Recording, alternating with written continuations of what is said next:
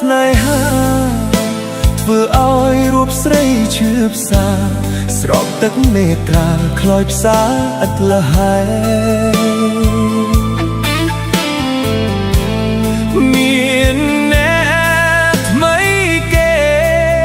លួងលោមប្រឡងសុំស្នេហ៍ពេលនោះនួនអងច្រាគេដើម្បីភ្លេចបងតែមានថ្ងៃមួយបងនឹកដល់ស្ងួនបេះដូងត្រូវការនំនួនទូរស័ព្ទទៅស្ងួនចង់ប្រាប់អត្ថន័យអូនប្រាប់ថាបេះដូងអូននៅអាឡ័យបើសិនបងព្រមវិលវ័យចិត្តកាយចរណៃរងចាំទទួលជីវិតជួបព្រួយបេះដូងរងជួយក្នុងអើរាព្រោះស្រីរាយរាប់អំពីរឿងក្តីស្នេហារូបអូននឹងគេអូនបានជ្រុលជួកាយាលឺហើយស្ទើរសូនសង្ខារអូនប្រាប់ថានៅស្នេហ៍បានទេកុំហោះគ្រប់យ៉ាងមកពីរូបខ្ញុំគ្រាមុនបោកប្រាស់ចិត្តមុំ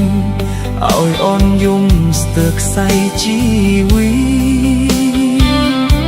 តែសូមអូនយល់ដល់បរិសុទ្ធអ្នកនេះ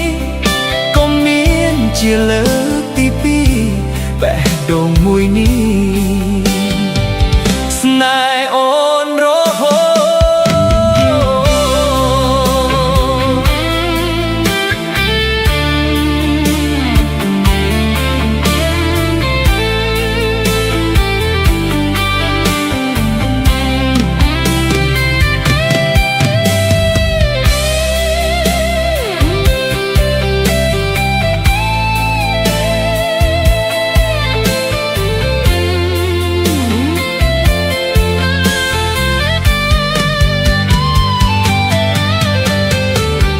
កុំហោះគ្រប់យ៉ាងម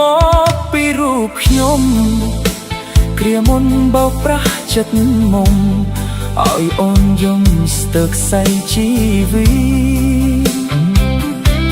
តែសូមអូនយល់ដល់បរិសុទ្ធអ្នកនេះកុំមានជាលើកទីពីរបេះដូងមួយនេះ